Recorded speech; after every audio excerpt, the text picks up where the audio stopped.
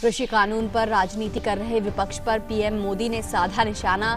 कहा, पूर्ववर्ती सरकारों ने किसानों को किया है गुमराह। अगले 10 सालों में लगभग 7.5 लाख करोड़ रुपए किसानों के खाते में सीधे होंगे ट्रांसफर।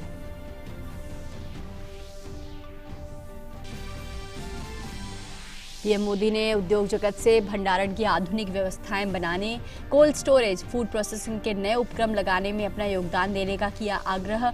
कहा, अपना निवेश और बढ़ाकर देश की सेवा में दें योगदान।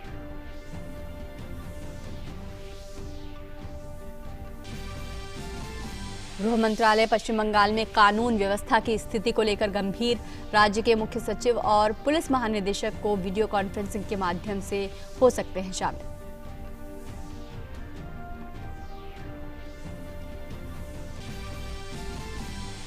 पश्चिम बंगाल में तृणमूल विधायकों का पार्टी छोड़ने का सिलसिला जारी। आज पार्टी के विधायक शीलभद्र दत्ता ने सभी पदों से दिया इस्तीफा। पार्टी प्रमुख को लिखे पत्र में इस्तीफा स्वीकार करने को कहा। सीडीएस बिपिन रावत ने कहा, देश का निजी उद्योग रक्षा क्षेत्र में सहयोग देने के लिए उत्साहित। सीडीएस ने कहा, भविष्य में होने वाले युद्धों में स्वदेशी हथियारों से मिलेगी जीत।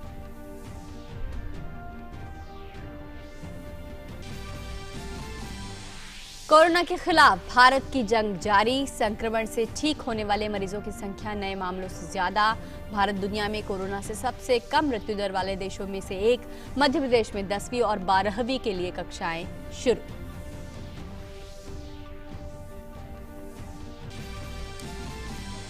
और क्रिकेट में एडिलेड टेस्ट के दूसरे दिन भारत के गेंदबाजों ने दिखाया दम। ऑस्ट्रेलिया की पहली पारी 191 रन पर सिमटी। नमस्कार, समाचार अब विस्तार से। प्रधानमंत्री नरेंद्र मोदी ने आज मध्य प्रदेश के रायसेन में आयोजित किसान महासम्मेलन को वर्चुअल माध्यम से संबोधित किया। प्रधानमंत्री ने किसानों की सबसे बड़ी चिंता न्यूनतम समर्थन मूल्य यानी एमएसपी को लेकर एक बार फिर से कहा कि एमएसपी न बंद होगी और न ही खत्म होगी। अगर हमें एमएसपी हटानी होती तो स्वामीनाथन कमेटी की रिपोर्ट लागू ही क्यों करते भाई। ये हमारी सरकार एमएसपी को लेकर इतनी गंभीर है कि हर बार बुवाई से पहले एमएसपी की घोषणा करती है। अगर कानून लागू होने के बाद भी एमएसपी की घोषणा हुई, एमएसपी पर सरकारी खरीदी हुई, उन्हीं मंडियों में हुई, तो क्या कोई समझदार इस बात को स्वीकार करेगा कि एमएसपी बंद हो जाएगी। और इसलिए मैं कहता हूं, इससे बड़ा कोई झूठ नहीं हो सकता, इससे बड़ा कोई षड्यंत्र नहीं हो सकता। और इसलिए मैं देश के प्रत्येक किसान को ये विश्वास दिलाता हूं कि पहले जैसे एमएसपी दी जाती थी वैसे ही दी जाती रहेगी। एमएसपी न बंद होगी न समाप्त होगी। पीएम नरेंद्र मोदी ने कहा कि हमारी सरकार एमएसपी को लेकर इतनी गंभीर है कि हर बार बुआई से पहले एमएसपी की घोषणा करती है। इससे किसानों को भी आसानी होती है, उन्हें भी पहले ही पता चल जाता है कि इस फसल पर इतनी एमएसपी मिलने वाली है। पिछली सरकार के समय गेहूं पर एमएसपी थी 1400 रुपये प्रति क्विंटल।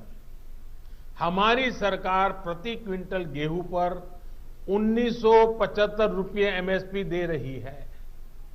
पिछली सरकार के समय धान पर एमएसपी थी 1310 रुपये प्रति क्विंटल। हमारी सरकार प्रति क्विंटल धान पर करीब 1870 रुपये एमएसपी दे रही है। पिछली सरकार में ज्वार पर एमएसपी थी 1520 रुपये प्रति क्विंटल।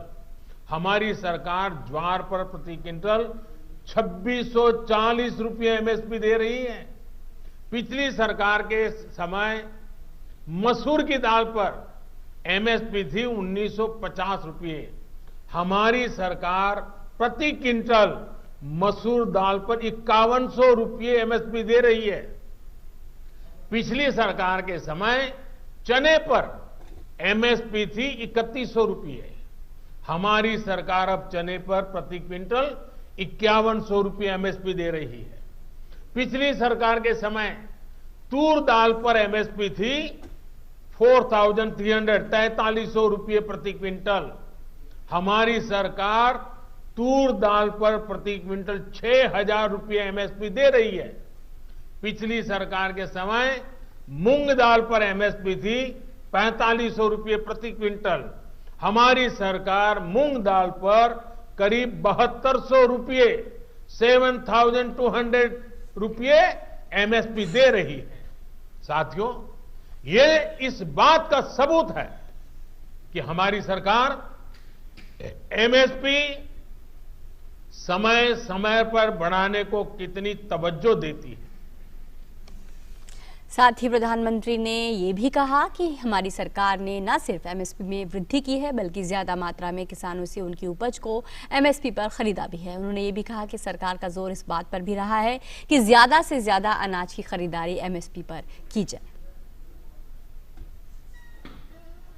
एमएसपी बढ़ाने के साथ ही सरकार का जोर इस बात पर भी रहा